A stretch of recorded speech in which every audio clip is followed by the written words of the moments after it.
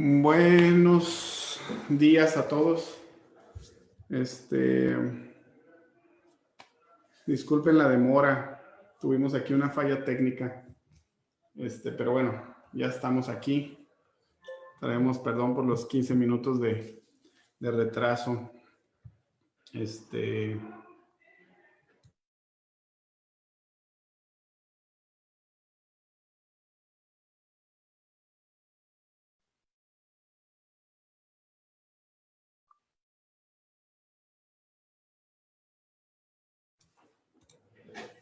Ok. Nomás quisiera saber si ya estamos todos. Ya estamos todos conectados. Sí, ok. Bueno, ya me confirmaron que audio y video todo bien. Vamos a empezar, vamos a continuar con esta plática. Como les comentaba en la sesión anterior, la idea de esta plática es repasar las principales reglas de resolución miscelánea 2021. Es muy extenso el material, digo, lo estamos acortando a 1 hora cada sesión, a 1 hora máximo cada sesión, y así nos vamos a ir. Yo creo que yo estimo, como veo, como unas 2 sesiones más para alcanzar a abarcar los principales puntos de la resolución miscelánea, ¿no? Y la idea es programarlas así como lo hemos venido haciendo cada 15 días, para que, oye, me dicen aquí los compañeros de la oficina que cuando termine ya va a salir la resolución miscelánea del 2022, ¿no? Entonces, bueno, la idea es que sean dos sesiones más y dar por concluido el tema, ¿no?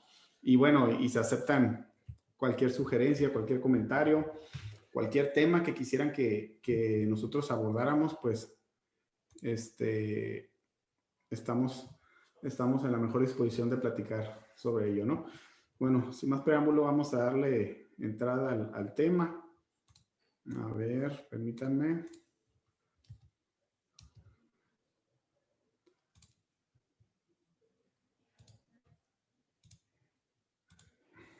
Creo que ahí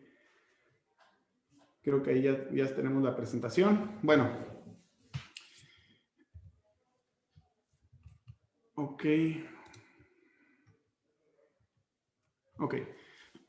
Digo, las primeras 2 o 3 filminas es prácticamente lo mismo de la vez anterior. La resolución miscelánea se publicó el 21 de diciembre del 20 y entra en vigor a partir del 1 de enero, ¿sí? Y hasta el 31 de diciembre del 21. Estos son los principales capítulos que iremos abordando durante la sesión. Ya hemos abordado algunos de ellos. Y bueno, entrando en materia.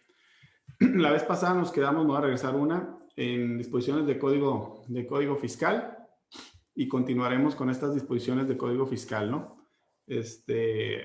Trataremos de abarcar todas las disposiciones del código fiscal de mayor relevancia, obviamente, y haremos pausa en 1 hora más o menos, y la siguiente sesión continuaremos con comprobantes fiscales digitales en adelante, ¿no? Entonces, y ya saben la dinámica, ¿no? Tenemos arriba la regla que es aplicable ahora en el 21, la regla que fue aplicable en el 20, el título para darnos una idea de qué se trata la regla y la correlación con las diferentes leyes o códigos, ¿no? En este caso es el Código Fiscal de la Federación. Bueno, ahí empecemos. La regla 2.3, saldos a favor de ISR de personas físicas, ¿no? Aquí es donde hay muchas preguntas por parte de los clientes sobre las devoluciones de personas físicas, ¿no? ¿Cuándo entran en el sistema automático de devoluciones? Recordarán que desde hace algún par de años o unos 3 años existe el sistema automático de devoluciones. Es decir, uno presenta la declaración anual como persona física y al momento de seleccionar, al finalizar la declaración, la devolución, indicando la clave bancaria donde quiere que se deposite, pues entra en el sistema automático de devoluciones, ¿no? Ese sistema automático es aplicable para las declaraciones del 2020 presentadas, ya sean normales o complementarias, hasta el 31 de julio, ¿sí? Pero bueno, existen ciertos parámetros para que pueda proceder la devolución en el sistema automático, ¿no? ¿Cuáles son los parámetros que considera la resolución miscelánea? Que únicamente corresponde a ejercicios inmediatos anteriores a la resolución. Es decir, resolución del 2021 solamente entran en la devolución automática las declaraciones anuales del 2020, ¿no? Únicamente. Si nosotros queremos presentar complementarias del 19, 18, 17, pues ya no entrarían en el sistema de devoluciones automáticas. Tendría que utilizar uno la herramienta que le llaman el formato electrónico de devoluciones, FED por su abreviación, ¿no? Tendríamos que utilizar esas para ejercicios anteriores al 2020, ¿no? Obviamente presentar a más tardar el 31 de julio la declaración del 2020, ya sea normal o complementaria. Obviamente elegir la opción de devolución, obviamente. Utilizar la firma electrónica, la fiel todavía le llamamos a algunos, ¿no? De la vieja escuela, ¿no? Ahora es e-firma portable. Yo la pongo como firma electrónica y que se entienda la e-firma o la e-firma portable, ¿no? Utilizar la firma electrónica para saldos a favor de 10,000 pesos, 10,001 peso, perdón, hasta 150,000 pesos. Todo lo que no esté dentro de estos puntos que le estoy marcando, se tendrán que ir las devoluciones por el formato electrónico de devolución. Es decir, no entran al sistema automático. Se tendrán que ir por llamarle de alguna forma en papel, ¿no? Que no es en papel, es digital. Pero bueno, ya no entran, ya entramos a llenar formatos, pues, o aplicación o plantillas que establece la autoridad de ahí, ¿no? Entonces, de los 10,000 pesos hasta los 150,000 pesos, 10,001, es posible presentarlo por este medio.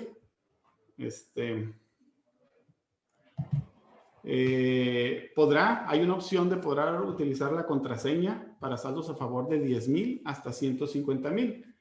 Siempre y cuando la obligación que tiene uno con esto es que seleccione una cuenta bancaria que ya tiene predeterminada el SAT precargada, ¿sí? O sea, si es entre 10,000 y 150, pero quisiéramos seleccionar una cuenta nueva que no tiene en la base de datos del SAT, pues tendremos, en la barra rechazar como devolución automática. Tendremos que ir al famoso FED, ¿no? La cuenta bancaria obviamente tiene que ser propia del contribuyente. Ese es otro requisito para entrar dentro del sistema automático. No hayan obtenido ingresos derivados de bienes en copropiedad, sociedad conyugal o sucesión. Si tenemos algún tipo de ingresos de esta naturaleza, pues nos saca del sistema automático. Tendremos que irnos por el otro medio. Y bueno, y aquí para los que quisieran meter algún gol, ¿no? Presentar devolución automática y que no se haya emitido la resolución y en el Inter uno presenta una devolución por formato electrónico, pues lo que va a hacer la autoridad es cancelar la devolución del sistema automático, ¿no? Entonces, por ahí, para evitar un doble gol, ¿no? Hay un doble golpe, ¿no? Por parte de la autoridad.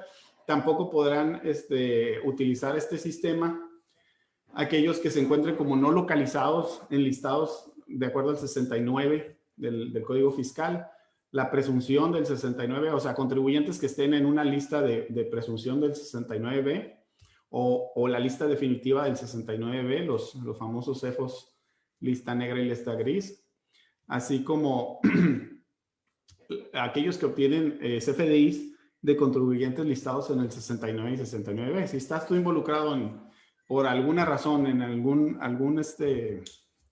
con algún proveedor o retenedor que esté involucrado en alguna de estas listas, también te va a sacar de las devoluciones automáticas, ¿no? Y tendrás que realizarlo en devoluciones manuales, por llamarle así, y haciendo lo pertinente con relación a las aclaraciones con relación a estos supuestos del 69 y 69B, ¿no? Igual que no se encuentre cancelado tu certificado de firma de sello digital durante el ejercicio fiscal de la declaración anual, tampoco podrás entrar en este esquema, ¿no? En una devolución parcial o negada en su totalidad, el contribuyente podrá solventarlo. Las inconsistencias, te va a habilitar un campo donde dice solventar inconsistencias. Ahí nosotros podemos accesar y pues declarar y aportar las pruebas conforme a derecho correspondan, ¿no? ¿De acuerdo? Ok, también la facilidad que hemos venido aplicando con aquellos contribuyentes que solamente están en el régimen de sueldos y salarios y que por razones únicamente de sus deducciones personales, no por exceso de retenciones de ISR, ¿no? La resolución es muy precisa en decir que únicamente por aplicación de deducciones personales le corresponda un saldo a favor. Entonces, podrá presentar por su cuenta la declaración anual personal en el sistema de automático de devoluciones sin haber presentado incluso el aviso al retenedor, ¿sí? Ya ve que cuando uno quiere presentar su declaración anual y el obligado a determinar el ajuste anual en salarios es el retenedor, y si uno como persona física quiere hacer esa declaración, le tiene que dar un aviso al retenedor para que no realice el cálculo y uno lo hace por su cuenta. Bueno, si estamos en este supuesto de únicamente salarios o una prestación de servicio personal subordinado y que el saldo a favor provenga únicamente de deducciones personales, pues sin previo aviso ni nada, puede la persona presentar su declaración anual, ¿no? Ok, también cuando hayan marcado erróneamente el cuadro de devolución y quiso elegir compensación, o bien marcó compensación, pero no tenga impuestos a cargo contra qué compensar, podrá cambiarse esa opción, presentando una declaración complementaria el 31 de julio, ¿no? También es muy común esta situación, que presentemos por error compensación o que no tengamos saldos a favor hasta el 31 de julio y decida yo cambiar la opción, pues bueno, presento complementaria en mi declaración anual, ¿no? Y para que entre en el sistema automático de devoluciones a más tardar el 31 de julio. Esto es con los saldos a favor de personas físicas, el proceso de devolución, ¿no? Ahora, igual, en la regla 234, dice que se va a presentar con anterioridad a la fecha de presentación de solicitud de devolución, la DIOT. Devoluciones de IVA, antes de la devolución debe estar la DIOT, ¿sí? Eso es muy importante. Devoluciones de IVA a empresas con certificación en materia de IVA e IEPS, llámese las maquiladoras, pues ya ven que apretaron un poco más las tuercas en ese sentido. Ya no está ese beneficio como tal, derogaron esa regla, ¿no? Formatos de solicitud de devolución, pues ya hemos visto todos los formatos que existen para la solicitud de devolución. Los formatos para personas de competencia de Administración General de Grandes Contribuyentes y Administración General de Hidrocarburos seguirán utilizando el famoso programa electrónico F3241 y los anexos que habilite el mismo programa conforme uno vaya determinando qué tipo de saldo a favor, el origen, el periodo, te va a habilitar los anexos correspondientes, ¿no?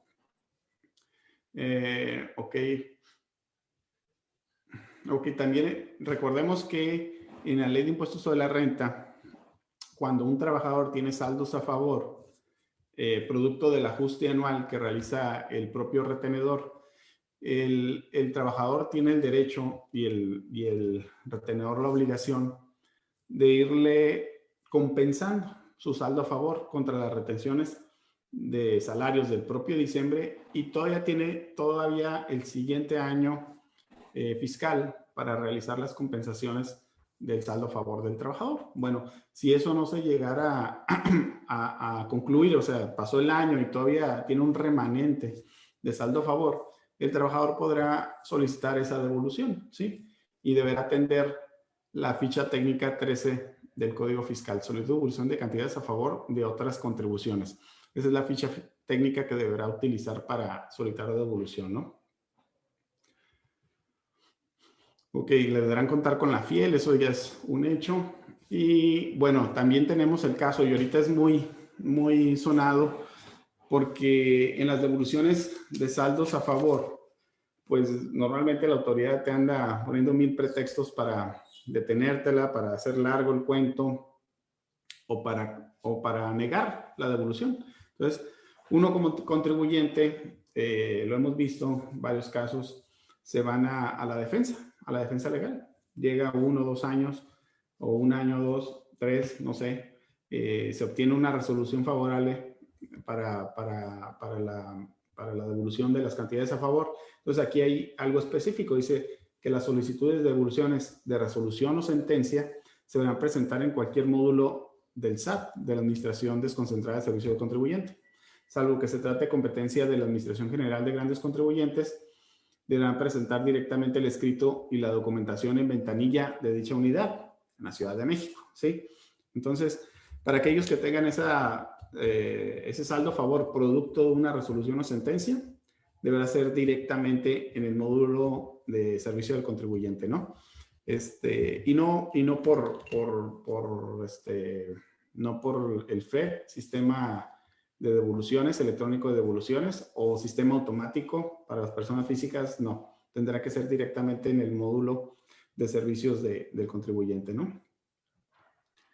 El aviso de compensación, pues ya traemos que el aviso de compensación se utiliza el programa F3241 para los grandes contribuyentes.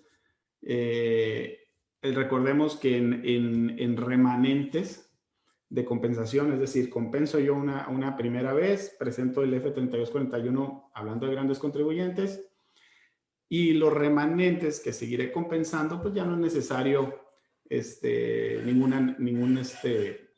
ningún anexo, ¿verdad? Porque es lógico, nosotros ya presentamos el origen del saldo a favor, ya de alguna forma nos aceptaron esa compensación, no hubo ninguna objeción o requerimiento de información adicional por parte de la autoridad, pues es lógico que el remanente ya está validado, por llamarle de alguna manera, y los pueda yo seguir compensando, ¿no? Traemos días adicionales para presentar el aviso de compensación en estos casos de grandes contribuyentes, dependiendo el sexto dígito numérico de la clave del RFC, ¿no? Aquí se los dejo. Cualquier duda también estamos a sus órdenes, ¿no? Ok. Perdón. Estoy admitiendo aquí gente. Perdón, ahí estamos. Y bueno, este es un cuadro resumen. Digo, puse aquí la fuente. La fuente es una revista fiscal, donde viene la solicitud de devolución, el formato 3241, el aviso de compensación y todos los anexos que aplican para la solicitud de devolución, ¿no? Ahora nos vamos a brincar un poco a las compensaciones, ¿sí? Aquí hay una regla que siempre nos preguntan y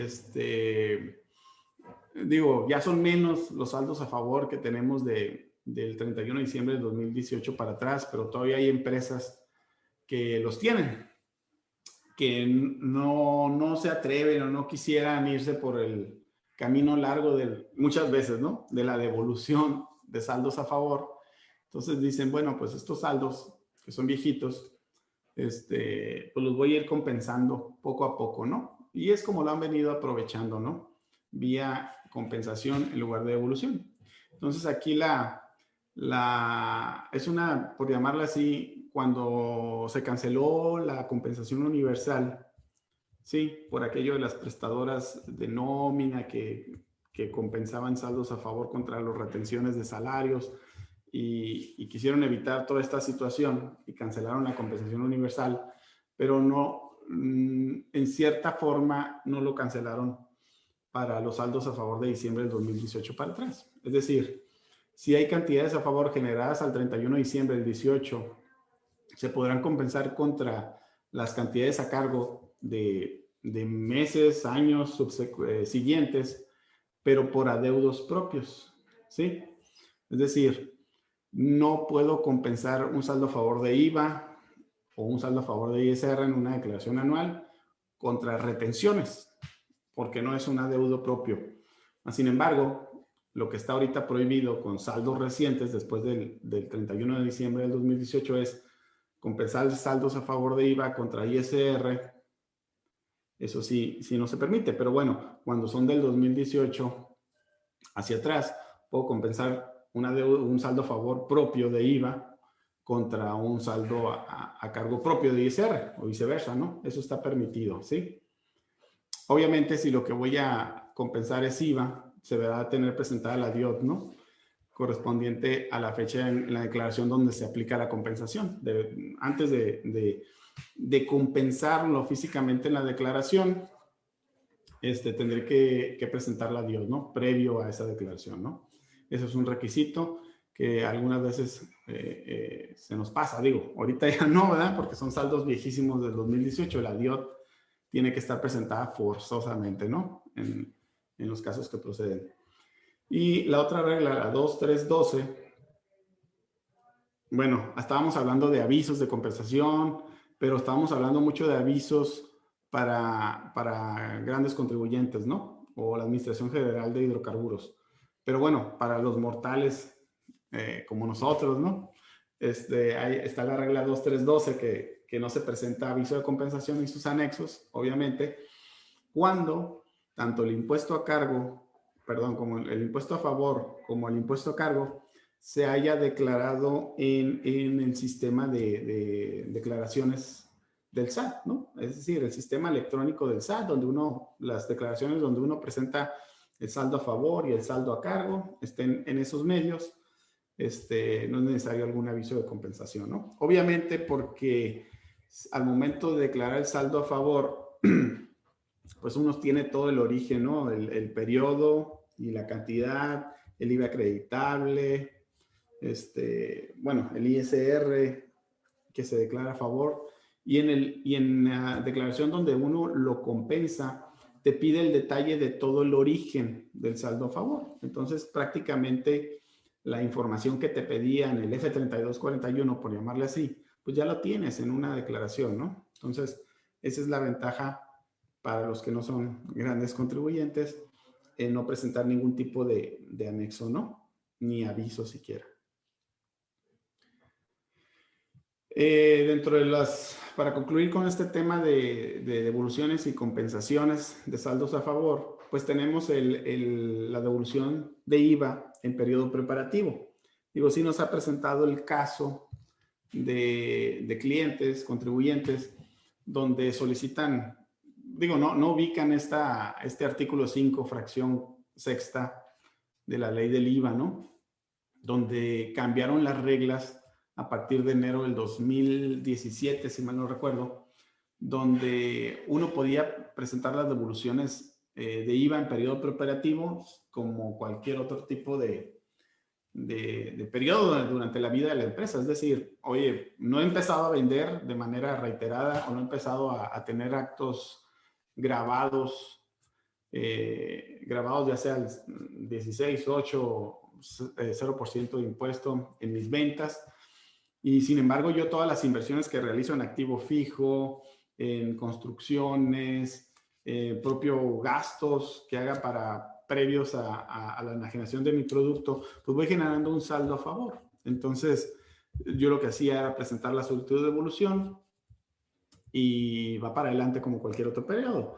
La autoridad detectó ciertas anomalías en este tipo de operaciones en periodos preoperativos, donde empezaban el periodo preoperativo, hacían los gastos, se hacían de dinero mediante aportaciones de capital de los socios, solicitaban devolución del impuesto y luego pues ya nunca vendían el producto, nunca arrancaba el negocio. Sin embargo, obtenían un saldo a favor producto de las inversiones. La verdad yo lo veo totalmente válido. Sin embargo, pues, la autoridad no tiene la misma visión, ¿no? En ese tipo de operaciones. ¿Qué hizo? Estableció una serie de limitantes en la solicitud de IVA a favor de gastos preoperativos, ¿no? Es decir, vía resolución miscelánea en la regla 2.3.16 te dice, en gastos preoperativos, tú debes de solicitar la devolución al mes siguiente en que se realice el gasto, ¿no? Sí, forzosamente, al mes siguiente en que se dio el gasto e inversiones. Hay una única excepción donde dice, por única ocasión, se podrá solicitar siempre y cuando no cuente con ingresos grabados de IVA. Es decir, si al mes siguiente de haber hecho esos gastos e inversiones no solicité la devolución de periodo preparativo, pero me brinco 1, 2, 3, 4 meses, ¿sí? Me brinco unos 4 meses, pero todavía no tengo ingresos grabados por ventas. Entonces me dice, bueno, por única ocasión podrás presentar la solicitud de devolución del periodo preoperativo. Pero, además, en el mes en que se presente esa solicitud de devolución, deberás presentar todas las demás correspondientes a los periodos siguientes. Es decir, ponerte al corriente en la solicitud de devolución de periodo preoperativo hasta esa fecha, ¿sí? Y bueno, y hay una ficha técnica, la 247 del Código Fiscal, que te menciona una serie de requisitos que debemos cumplir para la solicitud de devolución del periodo preoperativo. Aquí es donde muchos de nuestros clientes me dicen, ¿sabes qué, Jesús? Me espero. Me voy a esperar a que ya empiece mi operación normal, a tener mis ventas para pedirme devolución y que no sea en periodo preoperativo, porque inicié a vender mi producto de manera constante, ¿no? ¿Por qué? Porque miren lo que piden. Digo, no relacioné todos los requisitos que solicita la ficha técnica, pero aquí hay uno de ellos, los más importantes. Te piden un proyecto de inversión, el acta de asamblea, donde ya sea los accionistas o el consejo de administración haya protocolizada esa acta de asamblea, donde haya autorizado las inversiones y los gastos en periodo preoperativo. Digo, en asamblea. Normalmente esto no lo hacemos en una asamblea, ¿no? Digo, si uno constituye una empresa, se entiende que todo lo inherente a la constitución y al arranque de la empresa, pues se puede hacer sin una autorización del Consejo de Administración de los socios. Sin embargo, es un requisito que lo establece para periodo preoperativo, ¿no? Una estimación de monto total de gastos e inversiones que se deban realizar desde el inicio hasta la conclusión del proyecto, también nos solicitan. Determinar o comprobar cómo se vio la captación de financiamiento, las actas protocolizadas de aportaciones de capital, planos de los lugares físicos en que se desarrolla el proyecto y en su caso hasta una proyección fotográfica, ¿no? O sea, si voy a hacer una nave industrial para arrendamiento, bueno, quieren esas proyecciones fotográficas, ¿no? Cómo va a quedar terminado el inmueble, ¿no? Inversiones en construcciones deberán presentar el aviso de obra o registro patronal ante el Seguro Social. Bueno, hay un sinnúmero de requisitos que se hace complicada la devolución. Sin embargo, digo, el proceso puede durar varios años, el preoperativo me refiero, y pues si queremos el IVA, tendríamos que apegarnos a esta ficha de trámite, ¿no? Por ahí ya nos ha tocado participar con algunos clientes en aplicación de esta ficha y con éxito, ¿no?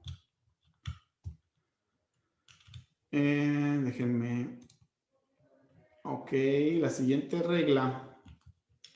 Ya nos brincamos, ya dejamos a un lado los principales puntos de devoluciones y compensaciones. Nos vamos a la 2.4, a la regla 2.4, que habla sobre avisos al RFC, ¿no? Y la regla 2.4.5 es las claves genéricas que se utilizan para socios residentes en el extranjero, que no están obligados a solicitar su inscripción, ¿sí? Entonces, recordaremos que tenemos un aviso que presentar 30 días después de que se haya modificado ya sea altas o bajas de socios, y en el caso específico de los extranjeros sin residencia fiscal en México, obviamente se pide que se señale el RFC genérico de estos extranjeros, ya sea personas morales, XT 990101NI1, como para personas físicas, ¿sí? Nada más se le antepone la F ahí, ¿no? En el RFC, en los primeros cuatro letras al inicio del RFC. Entonces, esta es la clave que debemos utilizar, ¿no? Y bueno, y el presentar este aviso 30 días después, digo, más adelante vamos a ver la regla aplicable a este aviso, ¿eh? Esto es nada más para indicarles el RFC que debe utilizar el residente en el extranjero. Entonces, el presentar este aviso no te libera del trámite, de la ficha de trámite 139 del código, ¿no? ¿Sí? Es la forma oficial 96 que hemos visto. Es decir, cuando el extranjero, por alguna razón, no sé, siendo socio de la empresa, accionista o asociado, no se da de alta en el RFC en México, pues a más tardar en el mes de marzo se tiene que presentar este formato oficial 96. Este formato oficial, pues, ¿qué contiene? Contiene el nombre del residente en el extranjero, el domicilio en el extranjero, el ID fiscal que tienen en el extranjero y algunos datos de contacto, como es correo electrónico, número telefónico, la nacionalidad del extranjero. Es un formatito Excel, la forma oficial 96, que se llena y se envía mediante mi portal con ciertas características, ¿no? No te libera de esa obligación a las empresas que tengan socios extranjeros. También tómenlo muy en cuenta. Sí nos ha tocado ver empresas que no lo envían, ¿no? Entonces, son unas obligaciones que debemos de cumplir aquí. Perdón. Inscripción masiva de trabajadores. En la regla 248, recordemos que la ficha de trámite 40 del código hay una inscripción, tenemos la obligación como retenedores de conocer el RFC de los trabajadores. Y en caso de que no tengamos ese RFC, pues lo que hacemos es mandar una solicitud masiva de inscripción de los trabajadores, ¿no? Entonces, con esta podemos mandar X número de registros con ciertos parámetros del archivo. Ahí un poquito de informática se requiere, conocimientos básicos de informática para poder generar el archivo, me parece que es en formato texto, y delimitando algunos campos ahí con algunos signos. Y si son 1000 trabajadores, pues 1000 trabajadores se envían en una sola vez. Ya después tendremos la confirmación de estos trabajadores del RFC por parte del SAT, ¿no? La regla 2413, inscripción de personas físicas y morales que pueden realizarse a través de fedatario público. Continúa esta regla vigente. Recordemos que algunos notarios, corredores, manejan el esquema de inscripción en el RFC a través de fedatario público por medios remotos. Ellos se inscriben en el SAT y demás dependencias y pueden realizar esos trámites de manera remota, ¿no? Es muy importante. Ahorita, hoy en día, nos ha tocado ver que, por ejemplo, notarías que hacen constitución de sociedades y todo cuentan con este sistema remoto. Entonces, como está ahorita lo de la pandemia y tardan mucho los trámites, ya sea en el propio SAT o en el propio registro público de la propiedad, Secretaría de Economía, no sé. Entonces, con este sistema podemos obtener registros de manera muy rápida, ¿no? Por ahí, busquen notarios ahí que tengan este tipo de esquemas de inscripción. Les podrán ahorrar muchos tiempos, ¿no? Esta regla 2419 es la que les comentaba un par de firmas, la firmina anterior, en la obligación de las personas morales de dar aviso sobre sus socios o accionistas. Recordarán que cuando se dio esta regla el año pasado, por ahí hubo muchas dudas con relación a que si nada más los accionistas, que si los socios nada más se dan aviso. Y por ahí dejaron fuera a algunos contribuyentes dar aviso sobre asociados, por ejemplo, otro tipo de, por llamar así, de socios de personas morales, ¿no? ¿Por qué? Porque la ley, el Código Fiscal no era muy exacto en especificar qué tipo de personas son las que debían contener en los avisos. Ya para el 2021 se hicieron algunas modificaciones al código en ese sentido, ¿no? Que socios, asociados, todos los que tengan esa injerencia o ese rol en una sociedad deberán considerarse en este aviso, ¿no? Prácticamente lo que dice la exposición de motivos del Código Fiscal es quiero saber quién tiene la responsabilidad al momento de irnos sobre el velo corporativo, ¿no? Que luego se dice, ¿no? Entonces, en este aviso se debe presentar 30 días hábiles siguientes cuando se dé una modificación o incorporación de socios o accionistas, por llamarles así, ¿no? De manera general. A ver, modificación o incorporación de socios. ¿Por qué? Porque de repente nos llegaron a preguntar algunos clientes, oye, pues acabo de hacer un aumento de capital variable y todo eso. Bueno, oye, ¿sigue siendo el mismo socio? No, pues que sí. Acabo de hacer un reembolso de capital y no se fue el accionista.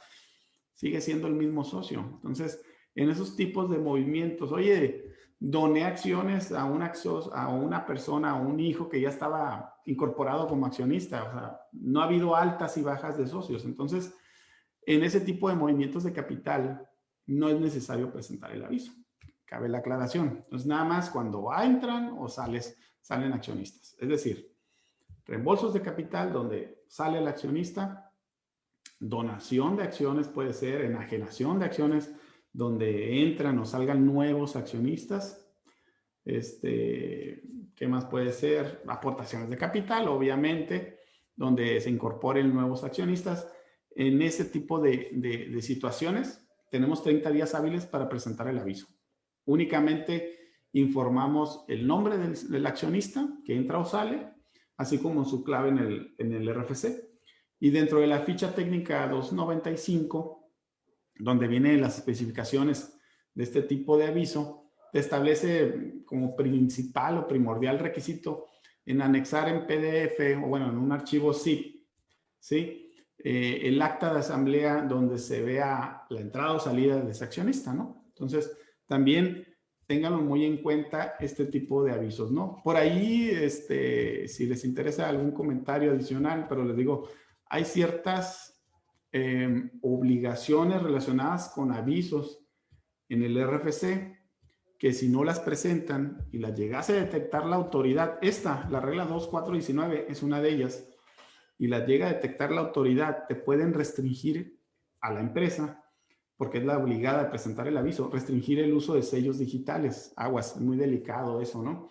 Que nosotros por no presentar estos avisos, que se nos haga fácil no presentarlo, este es uno de los avisos que si uno no cumple con ellos y lo detecta la autoridad, te puede restringir el uso de sellos digitales. Te obliga a presentarlo y bueno, correr los plazos para reactivar el sello digital, ¿no? Entonces, tengan cuidado con este tipo de avisos y la falta de su presentación, ¿no? Aviso de cambio de residencia fiscal también es una regla muy recurrente por los clientes. Estos son para las personas físicas, la regla 252, ¿sí? Hay dos supuestos que maneja la regla. Obviamente, cuando se va de México, cambia de residencia en el extranjero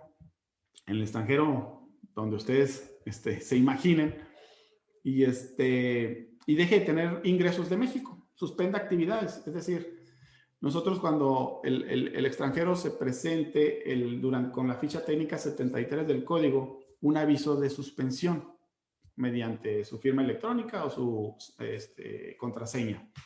Un aviso de suspensión. En el aviso de suspensión le va a preguntar o viene un espacio en el propio formulario del SAT si el aviso de suspensión es por cambio de residencia fiscal. A uno le tendría que marcar ahí que sí, ¿no? Entonces, ya uno con eso cumple con dar aviso a la autoridad. Y el otro supuesto, me voy, cambio de residencia fiscal al extranjero, sin embargo, continúo con ingresos de fuente de riqueza en México. Tenemos algunos casos que así se dan, ¿no? O sea, ellos se van a vivir o a trabajar, a vivir sobre todo, porque ya tendrían su fuente, su centro vital de intereses económicos. Tiene una casa habitación por allá y allá se va a vivir y se va a trabajar. Entonces ellos declaran, se hacen residentes en el extranjero, declaran allá. Sin embargo, tienen algunos ingresos por acá, ¿no? A lo mejor son accionistas de alguna empresa donde obtienen dividendos, donde, no sé, rentan algún inmueble, siguen trabajando a lo mejor para algún patrón por acá, obtienen salarios. Entonces, la regla de resolución, el trámite 71 del Código Fiscal, te dice que debes de presentar un aviso de actualización de actividades económicas cuando continúe obteniendo ingresos de México. Sin embargo, en la práctica nos hemos topado con el problema, ¿no? De que ese aviso, si nos vamos al aviso de actualización, donde continuamos teniendo ingresos en México, pues no hay ningún espacio o alguna pregunta ahí en el aviso, como lo es en el aviso de suspensión de actividades, que sí te cuestiona específicamente si es por cambio de residencia fiscal. En el aviso de actualización no viene algún campo donde nosotros indiquemos que es por el cambio de residencia fiscal, ¿no? Entonces, hay recomendaciones presentar el aviso de actualización cuando continúo con fuentes de riqueza en México, presentar el aviso de actualización y presentar una aclaración en el portal del SAT, ¿no?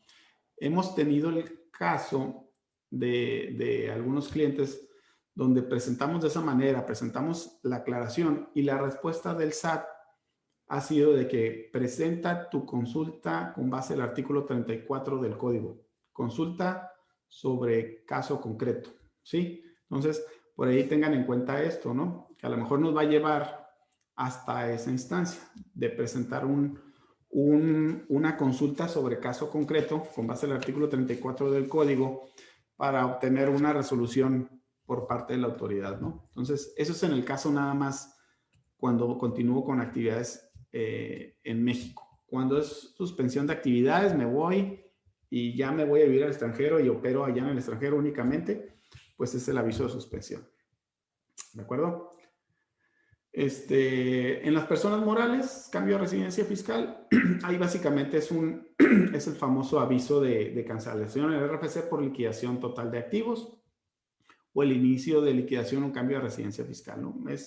Es una cancelación del RFC por liquidación de la sociedad, prácticamente, ¿sí? Nada más que el único requisito aquí, adicional a una liquidación normal de una empresa, es que se incorpore el testimonio notarial en el acta de asamblea en el que conste el cambio de residencia fiscal, ¿sí?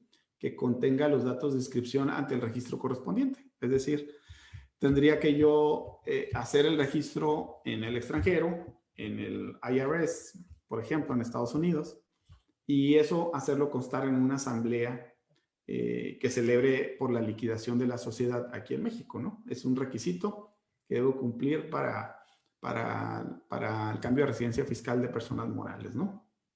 Tómelo muy en cuenta. Aclaraciones. La regla 2510, por aquí abajito, en caso de que los sistemas del SAT asignen obligaciones fiscales diferentes, deberán ingresar un caso de aclaración en el portal del SAT. Nos tocó ver cuando, no sé, al principio cuando migraron toda la base de datos hacia lo electrónico, hacia mi portal, bueno, hacia la base de datos de cada contribuyente, que de repente habilitaban obligaciones fiscales que no eran del cliente o del contribuyente, o que uno presentaba algún aviso y no se lo reconocía conforme a las reglas de resolución miscelánea, no reconocía la obligación. Entonces, pues bueno, hay que hacer una aclaración en el portal del SAT, ¿no? Aquí va a ser por escrito, anexando la documentación soporte necesaria y presentar la aclaración. Tendríamos que esperar 10 días hábiles para obtener la respuesta por parte del SAT, ¿no? Es importante esta regla porque muchos clientes nos preguntan, oye, pues traigo problemas en mi base de datos, ¿qué hago?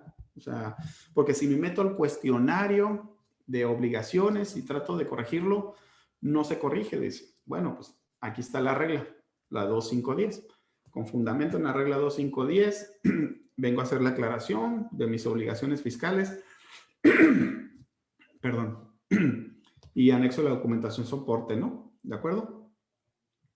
Ahora, la regla 2512. Ok, por ahí recordarán que en un inicio todo el mundo podía presentar suspensión de obligaciones. Perdón. Perdón. Todo el mundo podía presentar suspensión de actividades, ¿no? Personas físicas, personas morales. Después las limitaron nada más a las personas físicas.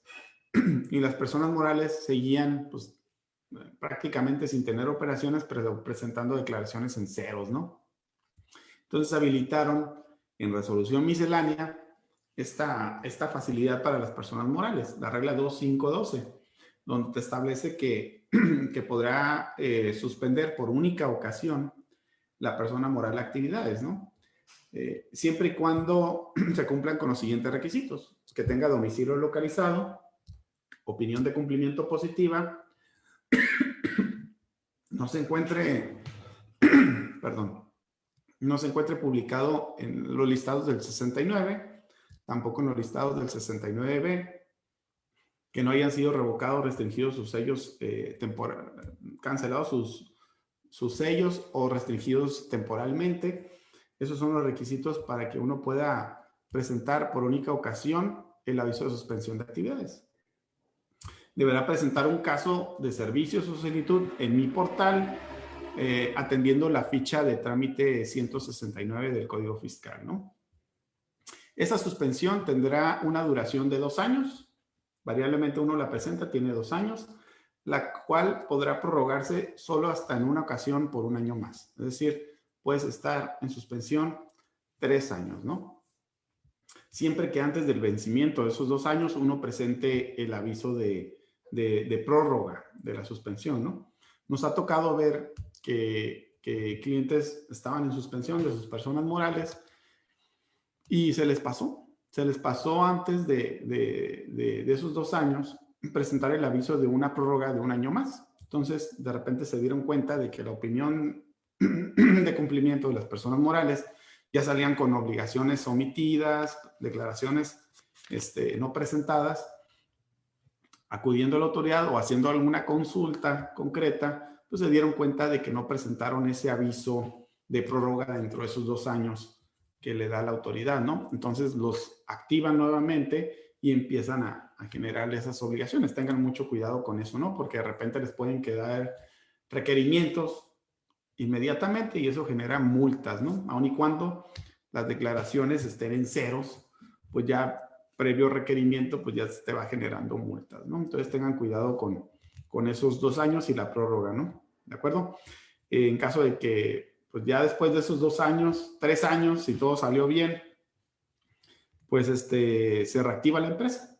Y aquí no hay de otra más que o seguir presentando declaraciones en ceros o liquidarla. Realmente si es una empresa que no vamos a utilizar, que no se está en uso, pues digo, y estar presentando declaraciones en cero, pues digo, siempre hay un riesgo de que se te pase o lo que uno quiera y te genere alguna multa por ahí por declaraciones no presentadas.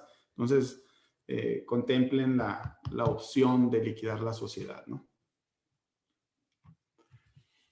El cambio de domicilio fiscal por internet, digo, la regla 2513 contempla el cambio del domicilio mediante la firma electrónica. Eso es necesario para el cambio de domicilio. Antes recordarán que el cambio de domicilio era directamente en la administración de servicio del contribuyente, hacía uno el cambio de domicilio.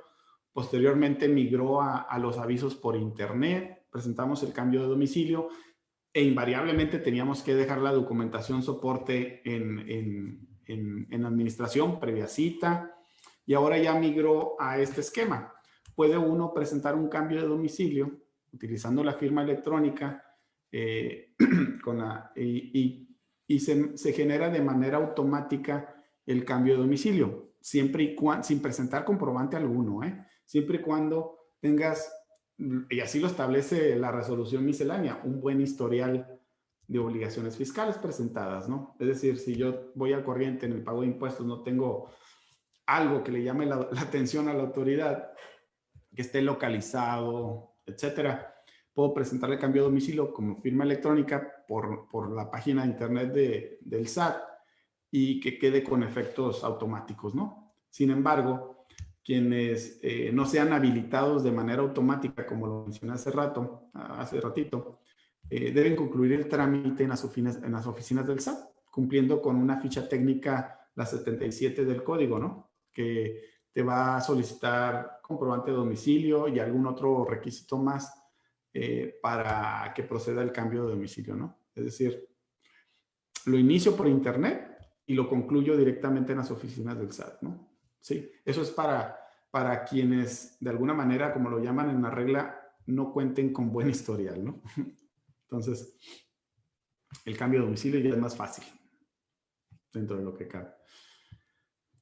Ok, las empresas contribuyentes que presenten las empresas el aviso de cancelación en el RFC, ya sea por liquidación total de activos, por cese total de operaciones o por fusión de sociedades, estas empresas presentan ese aviso y en automático se les cancelaba el RFC. Pero bueno, si se encuentran sujetos a facultades de comprobación en el Inter que presentaron estos 3 avisos: liquidación total de activos, cese total de operaciones o fusión de sociedades, quedarán relevados de presentar declaraciones periódicas, ¿sí? En tanto no se concluya el ejercicio de facultades de comprobación, ¿verdad? Bueno, es decir, no te van a dejar liquidar o cancelar tu RFC hasta que no concluya sus facultades de comprobación por parte de la autoridad. Sin embargo, te van a relevar de presentar declaraciones periódicas, ¿no? ¿De acuerdo?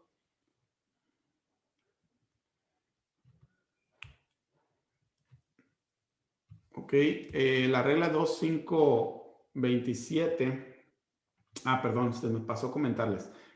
Aquí en la regla 2526 y algunas de las siguientes que vaya a comentar son nuevas en la resolución miscelánea 2021, ¿no? Con base a las modificaciones que se dieron en el código, incluyeron estas nuevas modificaciones, ¿no? La 2526 es una de ellas. La 2527 también es una nueva.